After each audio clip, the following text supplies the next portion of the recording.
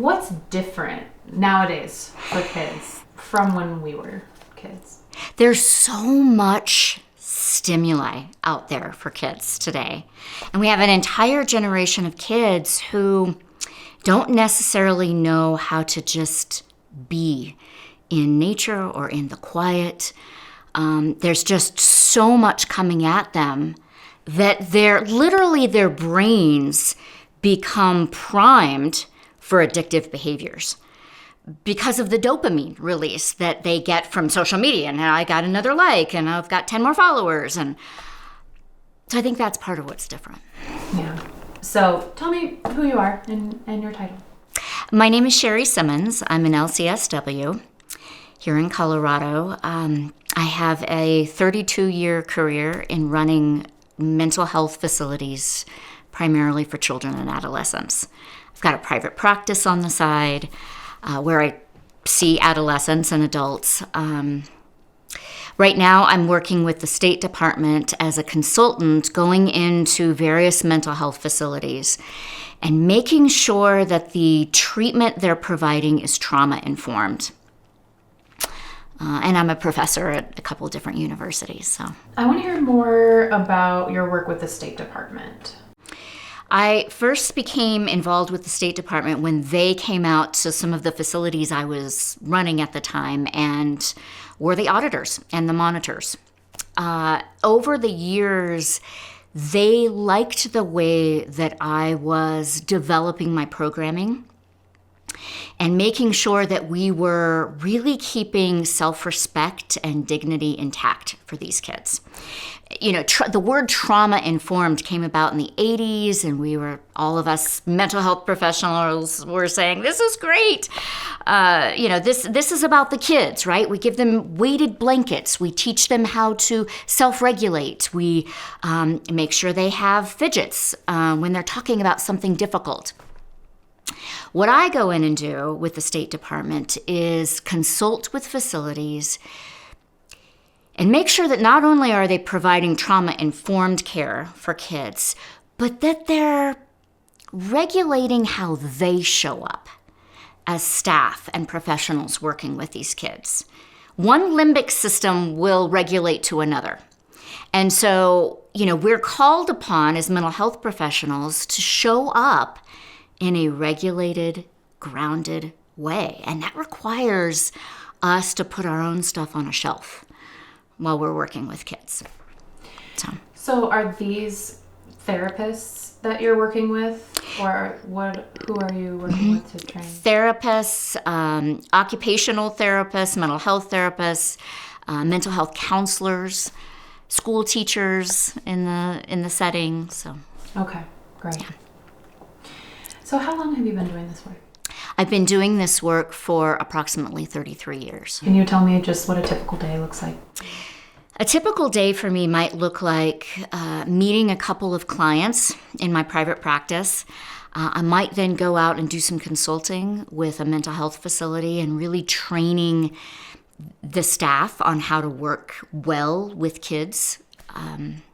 I might be doing some training. I wrote a book on trauma, so I travel around a lot and speak to mental health professionals, first responders, school teachers, parents on the uniqueness of this generation of kids today and how to work with them in a different way than we've ever had to work with kids before. What is unique about today's kids? I think what's unique about this generation of kids, basically kids from birth to 18 years old today, their mistakes are amplified in a way that past generations didn't have to deal with. And what I mean by that is, when I was growing up, if I tripped and fell in the hallway, I just got laughed at, right? Had to pick up my notebooks.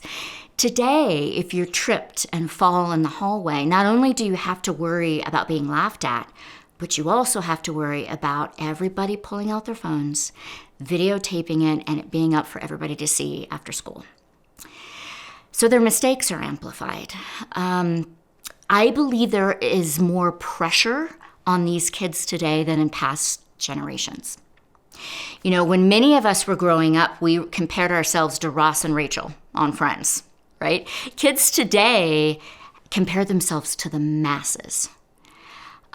They have a understanding of social structure and group dynamics because they've been watching it play out on their screens since they were little.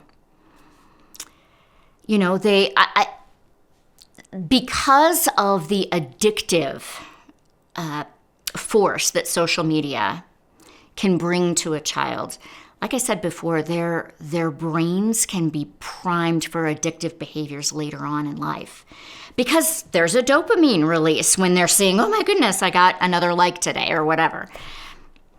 Right.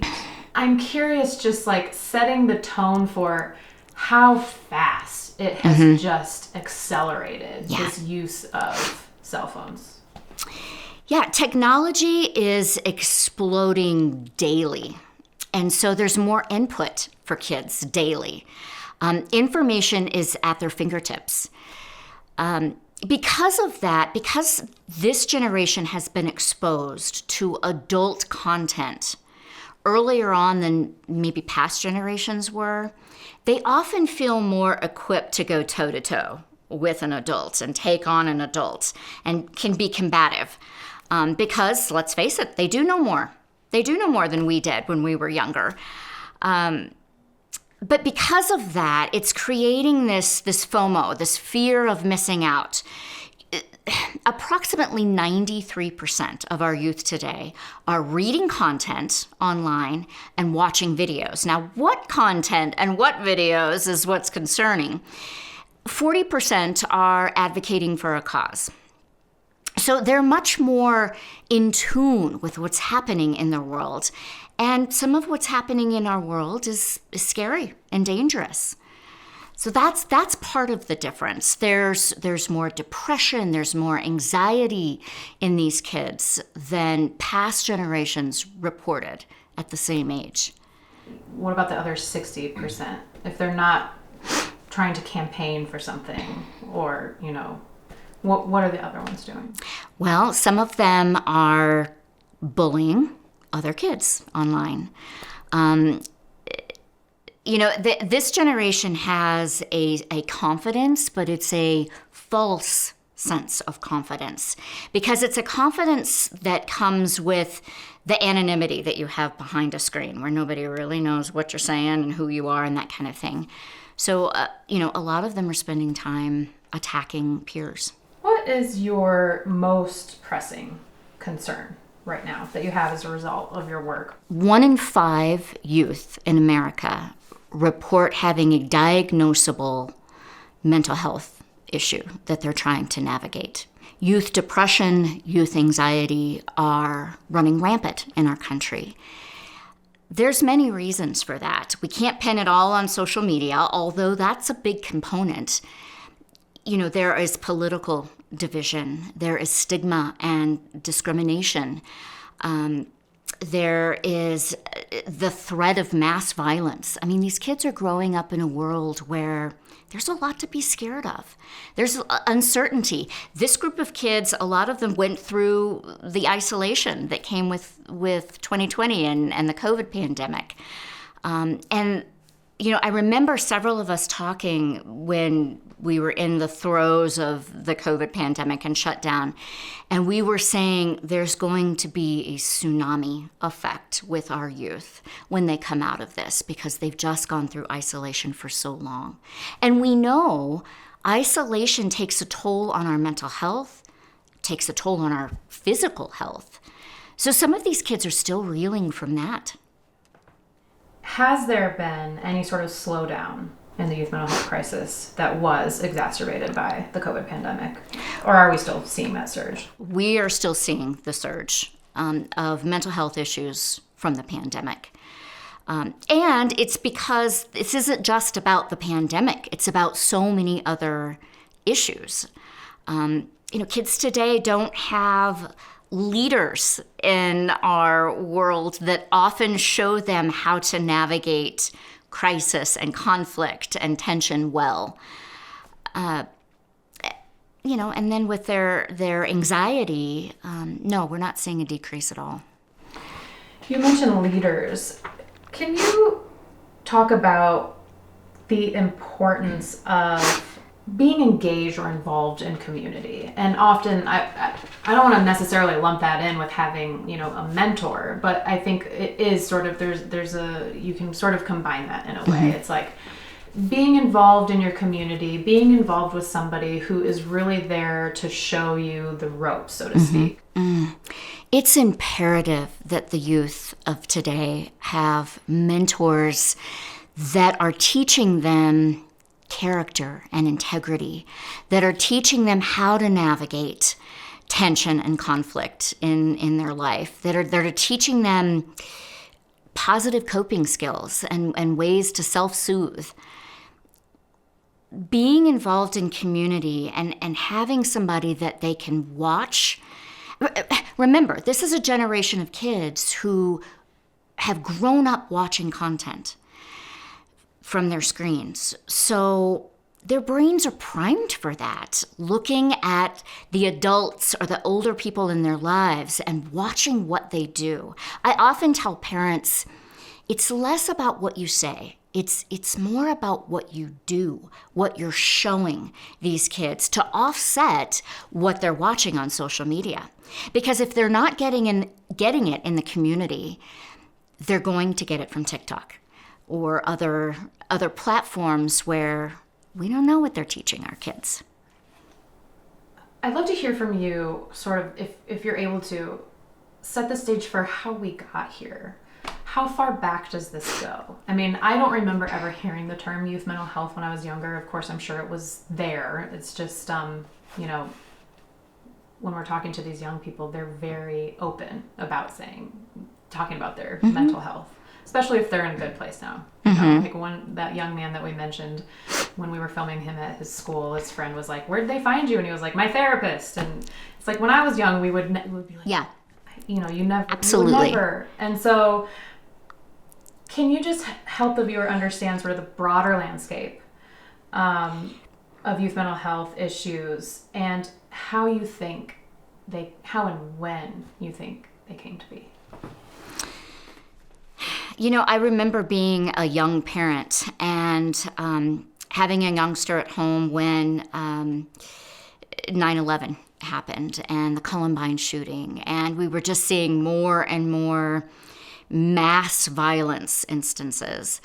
At that time, there was a language and a dialogue to what was going on that many of us didn't grow up with. We started talking about the toll that mass violence can have on mental health. We started normalizing going to therapy or being involved in group therapy. That came about in the late 90s, early 2000s. And so our youth grew up hearing that normalized language of, I can't get together tonight, I gotta go see my therapist. That's one of the positives that has really come out of the last several years is kids not feeling quite so stigmatized when they say they're meeting with a school counselor. What is trauma-informed therapy? Trauma-informed therapy is a very broad term. I could speak for hours on it.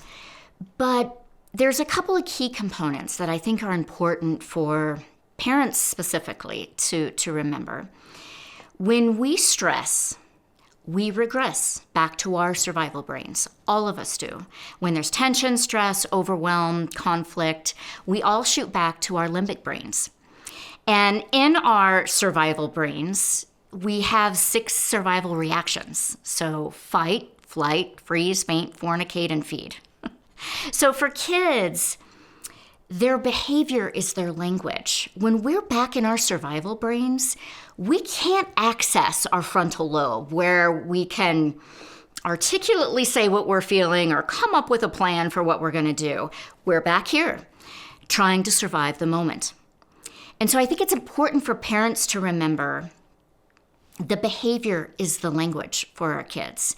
And if we can regulate ourselves enough to watch what they're telling us, what their behavior is telling us, then we can try to meet the need instead of get into lecture mode or, whatever we can yell or whatever we can do.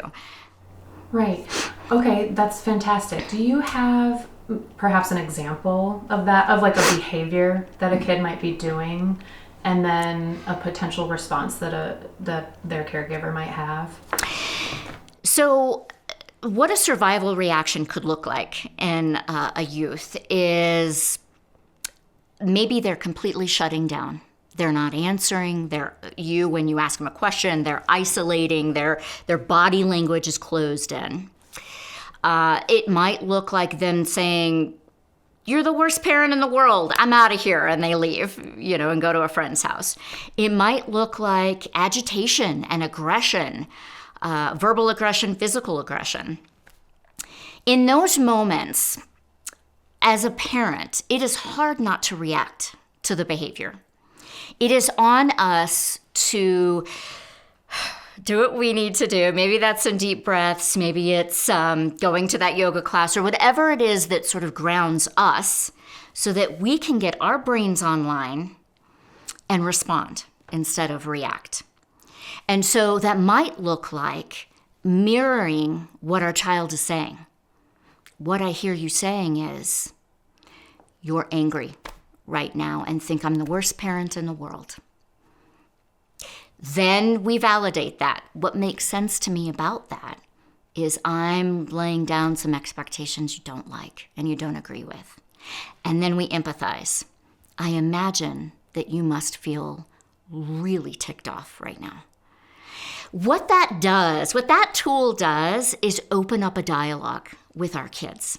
It doesn't necessarily fix anything, but it allows them to be heard.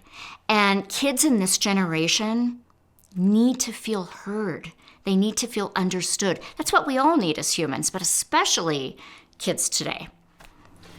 I love those tips. When our kids are struggling, they're having a really hard time, one of the best things you can say in that moment, especially for younger kids, your examples are even better, but you can just say, "I believe you." Yes. And it is fascinating to watch our kids go from tense, balled up, angry to just saying, "I believe you," and watching that melt away almost instantly. 100%. Yeah. It's such a fantastic tool. It's like meeting them where they're at and then walking out together. Yes. I love that. Okay. You mentioned the limbic brain, the frontal lobe. Can you tell me more about brain chemistry in young people, and specifically about how the frontal lobe isn't fully developed until a certain age? So the frontal lobe is not fully developed until we're in our mid to late 20s, actually. So for all kids, they're going to be back in their limbic survival brain. The frontal lobe's not developed. So they're going to be acting out what they feel. It's our job as mentors and teachers and parents to listen to what that behavior is saying. One of the things that I tell parents quite a bit is the phrase connection before correction. And we live in a society that often twists that around. And we correct first, and then we try to connect later. And really, it's about connecting with ourselves first, making sure we're regulated enough to have a discussion with our kids. There's nothing wrong with delaying that. I think sometimes as parents, we feel like, "Oh, my kid just did this, I got to get on it right away." No, you need to connect with yourself first to make sure you're calm and regulated. Then connect with them. And that might sound like, "Hey, kid," texting them, speaking their language, which is text. "Hey, kiddo, I know we had a rough night last night. I want to try again tonight." Or, "Good luck on that Spanish test. I'm thinking about you today." Then correcting, okay? You're regulated, they're regulated, and now they can hear the correction. We also already talked a little bit about the dopamine hit that's happening with social media. Can you explain just a little bit more about what's happening with social media and the brain and addiction and sort of like the brain chemistry? If you look at the DSM, the Diagnostic Statistical Manual that helping professions use to diagnose and treat a mental health issue, what is in the DSM regarding substance addiction? Those criteria are the same things that we see in youth gaming, youth being on their social media platforms 24/7. It's the same criteria. So, it's things like, for substance abuse, you might read a criteria that says, struggling with activities of daily function because they can't give up the substance. Well, that's often kids that are on their phones. They can't give up their phones. Another criteria is isolating themselves from family and friends because they're so involved in the substance. That mimics what we're seeing in our kids with gaming or, them being on their phones or computers all day long. What are the current trends in youth mental health? Are we getting better at helping young people manage their youth mental health issues, or are we getting worse? I think we're understanding the problem of the youth mental health crisis in America better. We're seeing it more, and we're paying attention. I think we're in the process of creating systems and processes that can help youth, but I don't think we're there yet because it's rapidly changing. Our world is changing minute by minute. And so youth mental health professionals are struggling to keep up with that and to really address all the needs that we're seeing. What are we getting wrong? I think sometimes as adults, we try to fix the problems that our youth are having in the way that we as adults would fix them, instead of asking the adolescents and the children of today what they need, what they want, what would help them. And I think we're getting that wrong still. How can we begin to get that right? If we were to do more focus groups with kids, asking them what they need, kids are pretty clear in what they're not getting and what would help them navigate a world that is often dangerous, that is highly stimulated. I think if we could just listen to what they're telling us, we could better address the issues. Why do you care so much about this work?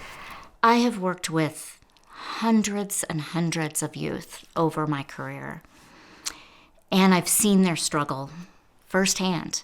In the residential facilities that I've worked in or managed, they live there. And so we've been able to see them all throughout the day and get real with these kids about what their struggles are, what their fears are, their worries about the future, their worries about global warming, their worries about what's going to happen in this next political election.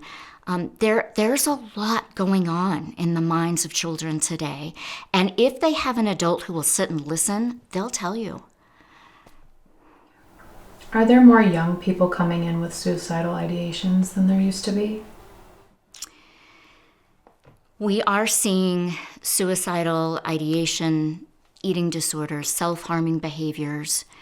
We're seeing more of that today. I think one of the things we can really focus on with kids is teaching them how to navigate an ever-changing world. It's on us as the adult, the mentor, the parent, to teach what self-regulation looks like, that means that we have to get good at it ourselves. It's on us to teach what healthy coping skills look like. I often tell parents, build that into your routine at night. Turn on the soft jazz music when you're cooking together, or dim the lights when it's time for bed, or sit and talk about at the dinner table what your children are watching on social media, what they've seen, what bothered them, what excited them, so that you're starting to teach them how to navigate those things. I think it's on us as parents and adults to not react. It's easy when a child is showing us something that they've seen online to not go, you watched that? Or why are you... That will shut down a kid just like that. But if we can stay grounded and ask questions, tell me why. Tell me more about why you picked that video to watch. Then we really enter into their world and begin to understand what makes them happy, what scares them, what overwhelms them. Then we can start to teach them the tools to navigate it. So can we trust young people to self-regulate their social media use? We cannot trust young people to regulate themselves. They don't have the brain capacity to do that. That is a frontal lobe function. And we already know that our kids' frontal lobes are not developed yet. So we have to be that barometer for them and show them the parameters. You know, I often talk with kids and parents about be the corral for them. So that they're allowed to move and make mistakes and try things, but we're providing the boundary for them and what safety looks like and what healthy behavior looks like. It's not healthy behavior to be on our phones 12 hours a day. Youth get, on average, 237 notifications a day that they're responding to. What's happening in their lives when in terms of like dysregulation when they're getting that many notifications a day? The brain of a child becomes very overloaded and dysregulated when they have that much content coming at them, when they're worried about whether something that they post is going to get so many followers or likes, when they're seeing this or that unfold on social media. It's overstimulation for a brain that isn't developed enough to handle all of that. So again, we have to be the guardrail for our kids in teaching them some social media usage is okay and some is not. We also have face-to-face interactions with each other. I think one of the things that parents can do at the dinner table is it's up to parents to also put down their phone and have conversations where they're looking into the eyes of their children. And they're maybe even doing some what-if questions. What if you wanted to break up with someone? How would you do it? Well, I'd text. Okay, let's say texting isn't an option. What would you say? And getting kids to really practice how to have conversations and dialogues face to face. That's on us to teach them that. Are you a proponent of medication for mental health disorders among young people? Are you wary of it? Do you have another stance on it? Look, children are unique.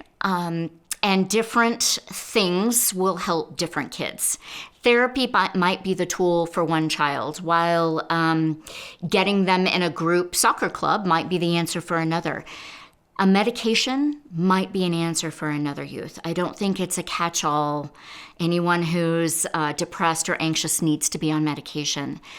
But I do think it's on us to make sure that we are doing an assessment of where our kiddo is at and what their unique needs are and the unique solutions to those needs might be.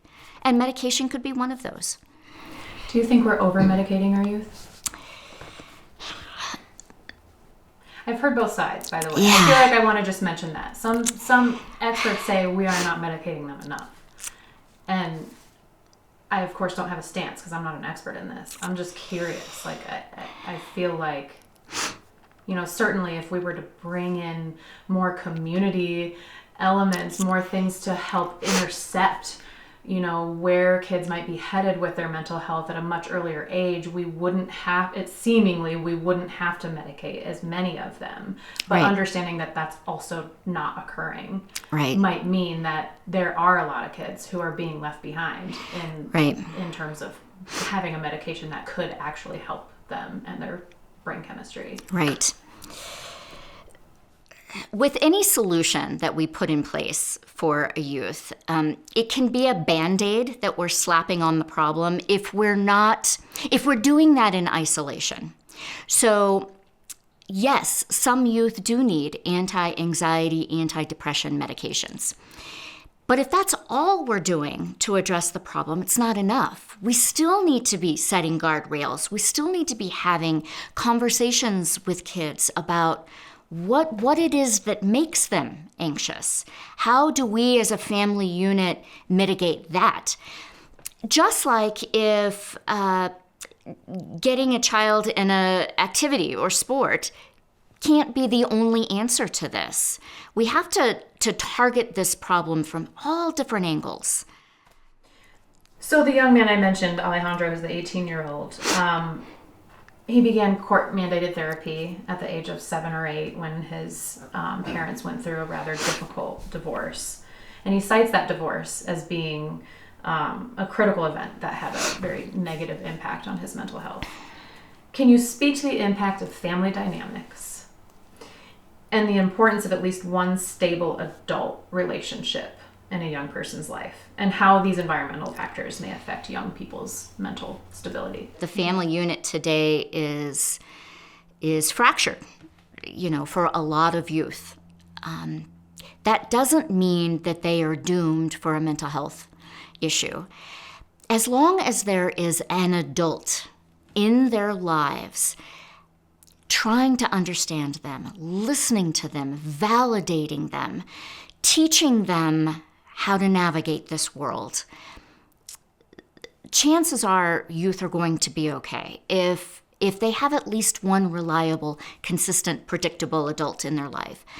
So, I often tell parents, I've got parents coming to me saying, I'm divorced, I'm afraid that this is going to ruin my child's life. And that's not necessarily so. It is on us to make sure that we're listening, that we're trying to address the needs under the behaviors that we're seeing, and we are quiet enough that we're really seeing what our children are telling us. You already mentioned like 9/11 being televised and Columbine, and I learned recently that Columbine was by no means our first school shooting, which I think people say all the time, but it goes back to hundreds of years. 100%. And there's like thousands before that, but certainly it was, as a high schooler at the time, very impactful for, our generation. Can you talk about the impact of publicized mass shootings or these large traumatic events that then we're witnessing? Even 20 years ago, there were a few media outlets that gave us our information, that dosed our what we were getting in terms of information. Now there are hundreds and thousands of outlets where we can get our news, and the media has become more sensationalized in terms of what they're broadcasting, in a way that other generations didn't necessarily have to deal with. The algorithms today on various social media platforms dose to us the very thing that we're looking up and curious about. So we've got youth today who may look up something on a certain political view or a certain mass shooting, and that's then the content that's going to be coming to them. So there's this sort of insular viewpoint that is developed in people when they're only seeing one opinion or one belief. And it then validates the sometimes false belief they may have had to begin with. Is there any merit to the concept that we're perhaps over-coddling youth and introducing mental health subject matter into their lives in a way that may suggest that mental health struggles are something that they will inevitably have? Anything done in extreme with a youth is not advisable. There are times when kids need to be coddled. They're kids. They need the boo-boo kissed. They need to know it's okay, and they're going to have an empathetic adult who says to them, that sucks, or that had to have been so hard. Youth need that.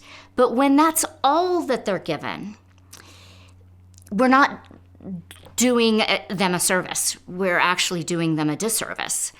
It's about balance when we're talking about youth today. Youth do need that hug and I'll just go ahead and say it, coddling sometimes. And they also need boundaries and limits and natural consequences. Anything that's done in a bubble is usually not good for us as a human race. It's about balance. They need both. Two things can be true at the same time. I can be empathetic with my kiddo and listen to them and hug them and kiss their boo-boo, and also warn them about the behavior that they're exhibiting or the dangers of social media. I'm noticing more and more this sort of wearing neurodivergency, is that a word? Neurodivergent behavior, yeah, as like a badge of honor. Right. Everybody's ADHD. I know. Like, and I'm just curious, it probably doesn't even have a mention in this program, but I wrote it down as just an interesting observation, and I'm wondering if you have any thoughts on that. I think sometimes young people can use a mental health issue or a brain chemistry issue as a crutch. And it's on us as the calmer nervous system in the room, the more adult nervous system in the room, to teach balance, to teach, again, two things can be true at the same time. You can have struggles because you have been diagnosed on the spectrum. You can have troubles in your relationships, and you can also learn ways to overcome some of those struggles. So I think it requires sort of this double-edged sword approach that let's validate the struggles and the challenges, but not allow it to become an excuse for bad behavior or for no behavior. I often tell parents, talk to your child about this could be a reason, but not an excuse. And so it's up to you then to teach what that can look like. Youth having challenges and struggles today is a real thing that we need to pay attention to. But when we allow those struggles to limit them, we're, again, doing a disservice to them. Some of what are challenges in people can turn out to be superpowers if channeled in the right way, if we give them the tools and the strategies to make their challenges and difficulties work for them instead of against them. What advice do you give parents and adult family members regarding the mental health of the children that they care for?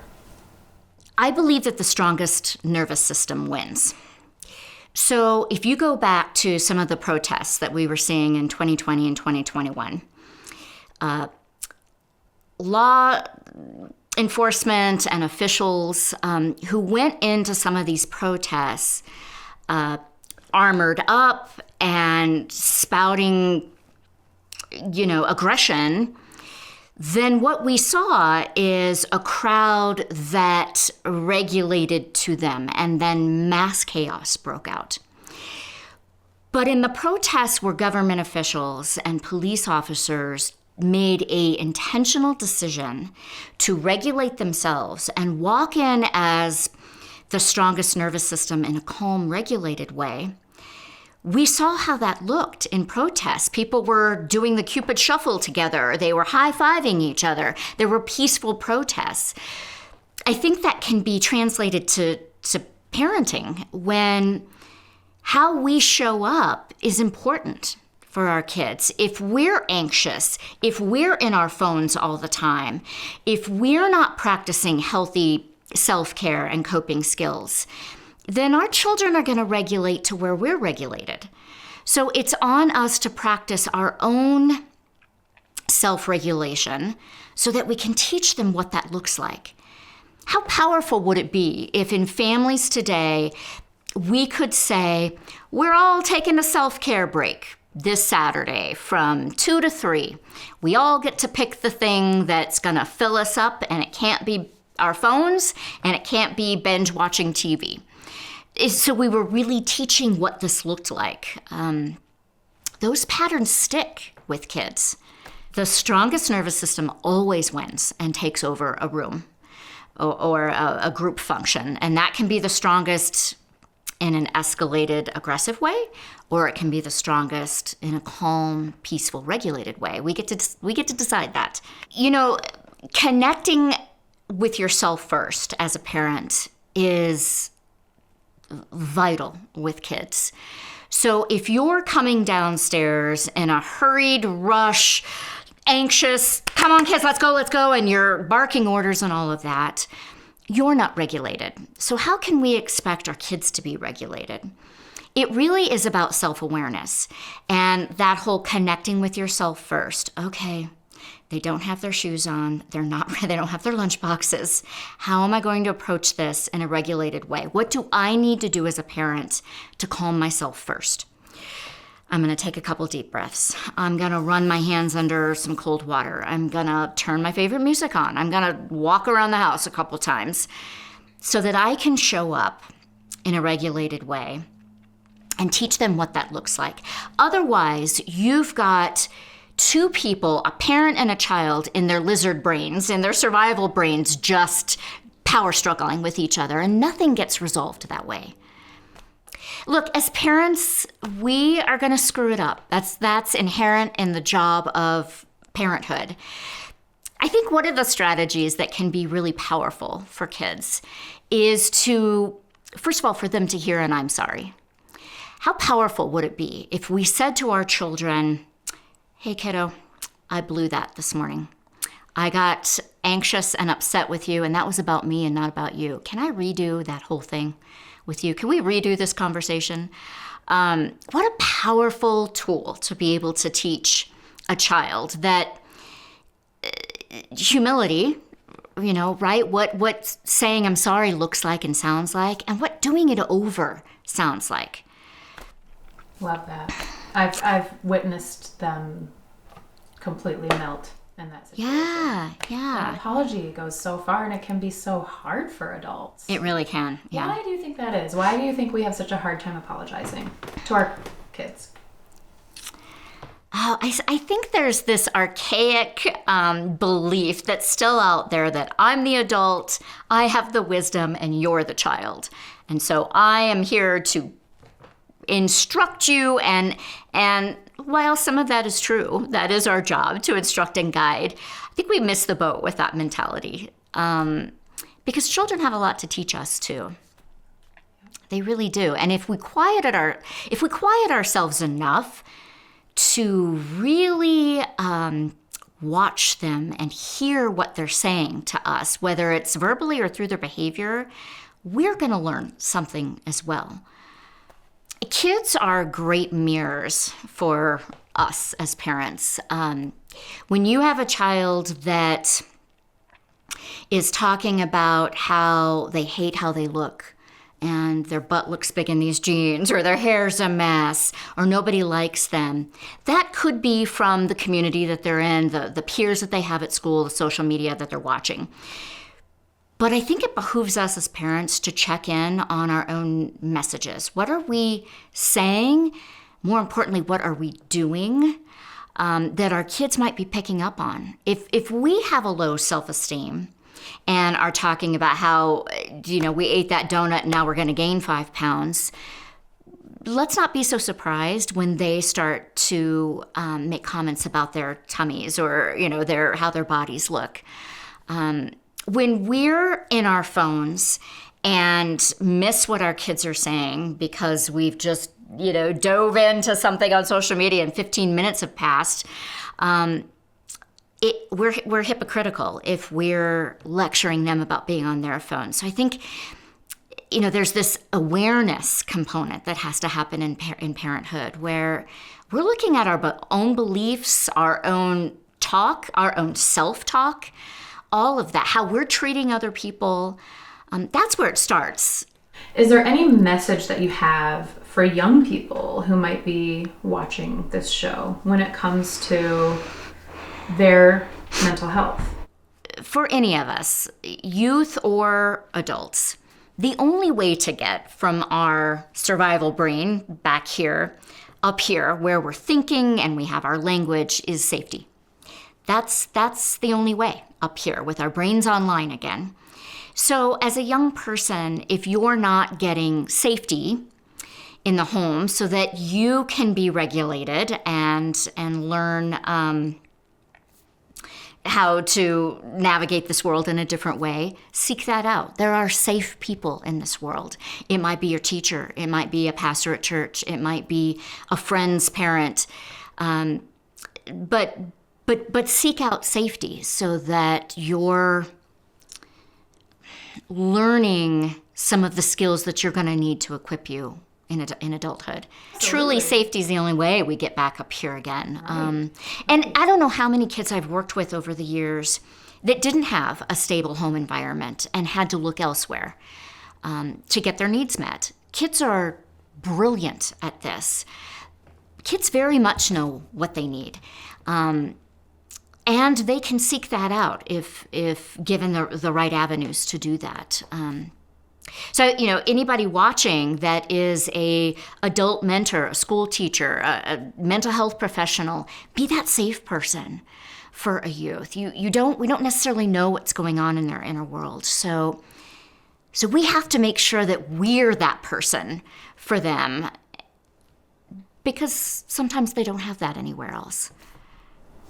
You said kids are brilliant at this. Can you elaborate on what it is they're brilliant at? This is another area where I think we can learn from children. Even though their frontal lobes aren't developed yet, kids have a strong sense of what they need. Now, they may not be able to articulate it very well, but they can certainly act it out. There's power in that language. They're telling us very clearly what they need. Children have the ability to tell us when they need more structure or when they need less structure, when they need more boundaries, or when they need more nurturing. We have to get good at understanding those behaviors because there's a lot of data in how they act. Whereas an adult can tell you, I need some time off, a kid is probably going to show you that they're being overstimulated and they need some downtime. They're going to show you by imploding or exploding. So instead of correcting the behavior right away, let's sit back and observe the behavior and see what it's telling us. Then we can have a dialogue about what the needs are. They'll tell you. What excites you the most about your job and the impact that you can have? I've had the privilege over 30 years of being able to enter into a child's world and really get to know their heart and their brain and then respond to what they need and see what comes of that. I've been able to plant seeds and see them come to fruition. I have kids from years ago who now have their own children and grandchildren and will reach out, over email or whatever and tell me that one thing that you said always lodged in there and chattered at me in the background. I had no idea that what the one thing I said made an impact, but I think we shouldn't underestimate the power of the one little thing that we can do with or say to a child that will be in the back of their head and could ultimately save them one day. There's power in what we do and say with the kids in our world. Where do you see youth mental health going? What's the trajectory? Or maybe, or what do you hope to see 5 years, 10 years, 25 years from now? I hope that we can teach kids how to move beyond themselves. I hope that we can teach what character and integrity looks like. I want us as adults in this world to be able to teach young people of today rituals for calm and self-care, what healthy coping strategies look like, how to self-soothe, how to come down off of a difficult day. I want us to equip them with the tools they need to navigate a world that is changing so quickly. I think that mental health issues are always going to be there. They always have been there. Now it's on us to really teach and mentor what the tools and strategies for dealing with those mental health challenges look like. And we do that by the way we live our own lives and the conversations that we have with kids. Kids today are often inundated with negative input about how they look, or they're comparing themselves to the masses. Our language really needs to be strength-based. There's a difference in saying, "Oh my gosh, you scored 20 points in that game, I'm so proud of you," versus, "I love watching you play." There's a difference in that message. One is saying, "I'm proud of you for what you do." The other is, "I don't care what you do. I just like being in your presence." If we gave that message to kids today, it might change the way that they're viewing themselves and their world.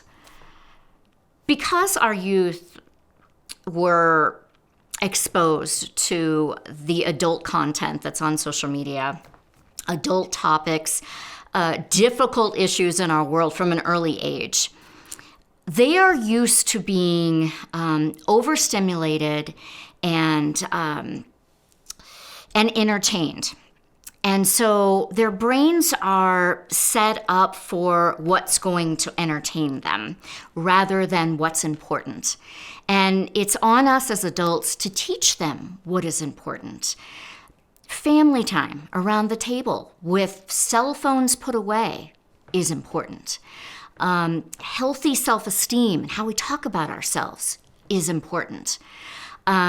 Looking each other in the eye and having conversations is important. When we teach that to our kids, we're balancing and offsetting what they're getting from outside sources. So we almost have to come in as that opposite voice to give a counter perspective on what's important. Yeah, so my career has been spent running residential treatment facilities for adolescents and kids, outpatient facilities, but primarily residential facilities in the state of Colorado, several in Fort Collins, Denver, Estes Park. And now I get the honor and privilege of going into some of the existing facilities and really helping their staff understand the challenges of youth today and celebrate those challenges. I think when I go into these facilities, I often hear this child is resistive to treatment or this child is combative and assaultive. What if we viewed those behaviors differently? What if we celebrated those behaviors? And here's what I mean by that. And I often, say this to staff and they just look at me aghast. What if we said, bravo. Your brain found a way to cope with a circumstance that was very, very difficult. Is it still working for you? And if it is, okay, who am I to say that you need to change it? But a lot of times, kids will respond with, well, no, it's not working anymore. All right, now you've got an open door to be able to step in and say, are you interested in learning some other ways? But what if we celebrated the mind's way of coming up with strategies to help us cope? What is beautiful and insightful about aggressive behavior? This kid has found a way to keep himself safe and keep other people at a distance. I know 90-year-olds that don't know how to get their needs met like that. That's brilliant to me. Whoa, totally went off on a tangent there, but... No, I love it. And yeah, it was fantastic. And can you explain the types of patients that you might see in a residential treatment facility for youth? I have worked with youth in these facilities who are entrenched in the legal system. They have felony charges. Youth who have run away consistently from home or other facilities. Youth who have eating disordered thinking or eating disordered behavior. Youth who self-harm, who struggle with suicidal ideation. Youth who have completely shut down. Youth who explode and become very aggressive. It runs the gamut, and they're all beautiful and have something to teach us. So you mentioned training the people who are working with these youth. Yeah. And for me, several things came to mind. When you talked about the police officers who are going into the protests, yep, and the way that they're acting, and then the people who they're trying to, stop and corral are then meeting them where their energy is. What's happening perhaps intergenerationally, but also maybe more important than that for the purposes of this episode is this idea that hurt people hurt people. Mm. And if police officers who are experiencing trauma day in and day out and are not getting the self-regulation, the care, the therapy that they need, that then they're going to act out in poorly in the places where they're actually just supposed to be showing up to help. Right. How does that translate to what we're talking about with youth and therapists who are working with them? Yeah. So many of our systems are built on chaos and overwhelm and desperation. That's fundamental to a lot of our systems in this country. And when that is perpetuated in our institutions, whether it be school, law enforcement, government agencies, then then we act in a way where we're not regulated. And can be doing more damage to our clients or youth or patients. Really, this is about us checking in on our own stuff, how we get out of our way, how we heal our trauma so that we're not passing it down to another generation. We know that epigenetic trauma is a thing. And generational trauma is a thing. If we don't heal ourselves as adults at this level, what are we creating for the next generation and their generation? It is on us to have an awareness to do our own work so that we can show up in a way that teaches young people how to do life differently.